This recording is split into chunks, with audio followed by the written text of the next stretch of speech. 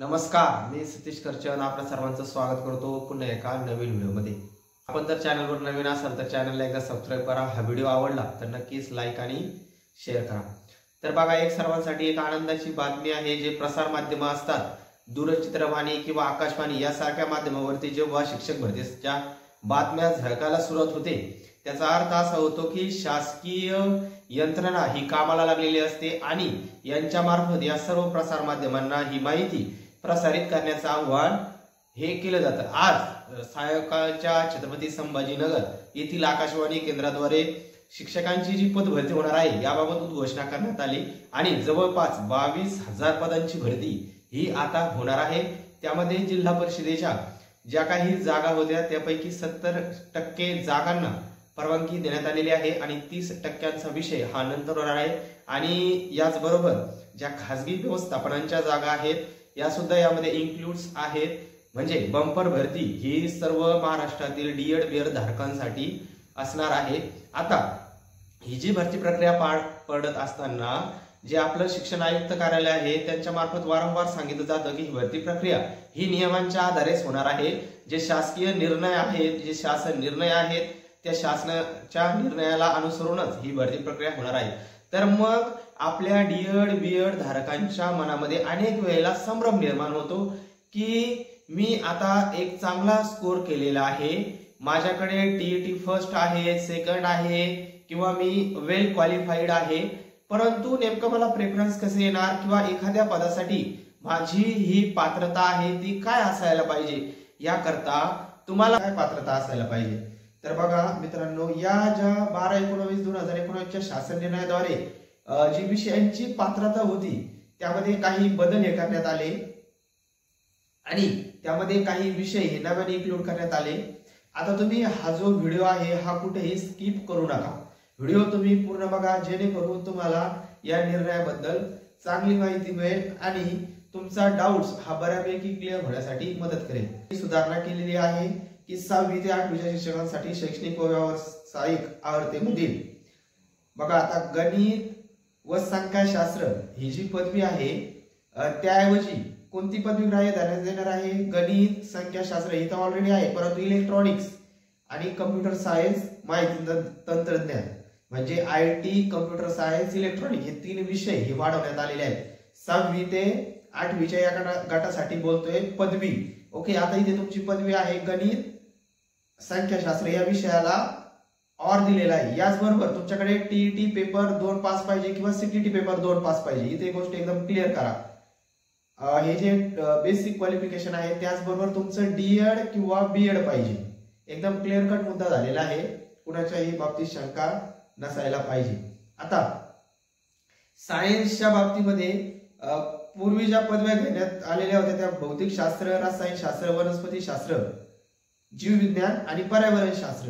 आता याऐवजी आणखी त्यांनी 3 विषय वाढवलेले आहेत, म्हणजे भौतिक शास्त्र, रसायनशास्त्र, वनस्पती शास्त्र, प्राणीशास्त्र, जीवविज्ञान आणि पर्यावरण यांच्या बरोबरच सूक्ष्मजीवशास्त्र, जीवतंत्रज्ञान आणि जीव रसायनशास्त्र अथवा कृषीशास्त्र या जे 4 विषय आहेत यांना त्यांनी इक्विव्हॅलंट केलेले आहे।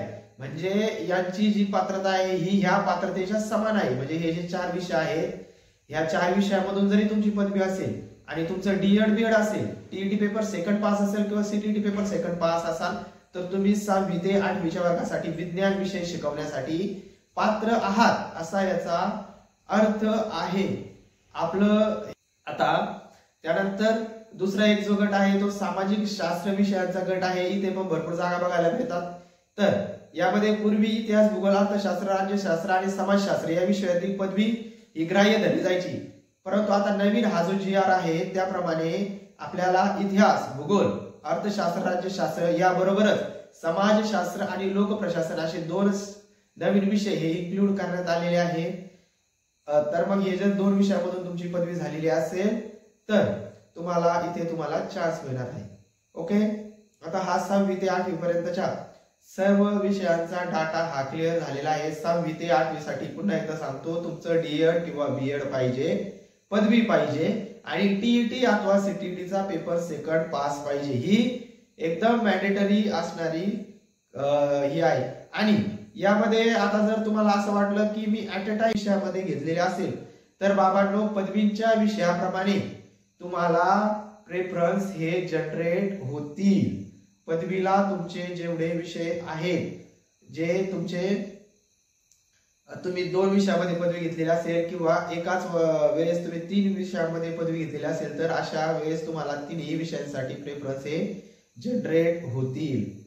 आता 9वी ते 10वी साठी पण त्यांनी सेम असंच केलेलं आहे। गणित संख्याशास्त्र हा जो विषय आहे यामध्ये यांनी इलेक्ट्रॉनिक्स, कम्प्युटर सायन्स आणि माहिती तंत्रज्ञान यामधील पदवी अशी सुधारणा करण्यात आली आहे। म्हणजे थोडक्यात BSc BEd हा क्रायटेरिया इथे आहे। इथे तुम्हाला TET CTT ची काहीही आवश्यकता नाही।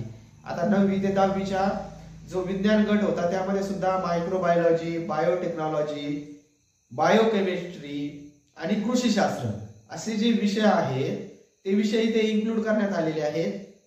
म्हणजेच तुम्हाला इथे इक्विव्हॅलंट क्वालिफिकेशन तिथे करण्यात आलेलं आहे आणि ह्या जे विद्यार्थी आहेत त्यांना सुद्धा इथे इन करण्यात आलेलं आहे। इथे तुम्हाला फक्त BEd पाहिजे, DEd वाल्यांना चान्स नाही। 9वी ते 8वी साठी जे काही कॅन्डिडेट्स आहेत त्यांना फक्त BEd पाहिजे। DEd वाल्यांसाठी 9वी ते 10वीच्या वर्गावरती चान्स नाही। ते तुम्हाला TET CTT ची कुठलीही आवश्यकता नाही। त्याच बाबतीत त्याचबरोबर जे काही आपले समाजशास्त्र, राज्यशास्त्र, इतिहास हा जो गट आहे म्हणजे सामाजिक शास्त्रांचा जो गट आहे त्यामधील असणारे जे विषय आहेत ते मुख्यत्वे करून इतिहास, भूगोल, राज्यशास्त्र, अर्थशास्त्र असेच आपल्याला बघायला मिळत होते। समाजशास्त्र असेही बघायला मिळत होते। याबरोबर त्यांनी लोकप्रशासन या नावाचा सब्जेक्ट घेऊन तुम्ही जर पदवी घेतलेली असेल तर तुम्हाला इथे नक्कीच चान्स बघायला मिळेल। म्हणजे तुम्हाला प्रेफरन्स हे जनरेट होतील। एकदा तुम्ही GR शांतपणे वाचा। तुम्हाला व्यवस्थित माहिती ही माझ्या परीने देण्याचा प्रयत्न केलेला आहे। तुम्हाला काहीही कोणत्याही प्रकारची अडचण आली तर कमेंटमध्ये तुम्ही नक्कीच कमेंट करा। तुम्हाला मला जेव्हाही वेळ मिळेल तेव्हा मी या कमेंटला उत्तर देण्याचा प्रयत्न करतच असतो।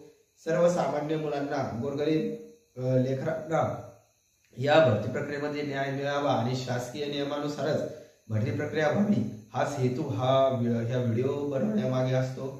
तुर्तास थांबूया तिथे। सर्वांना शुभरात्री। थँक्यू।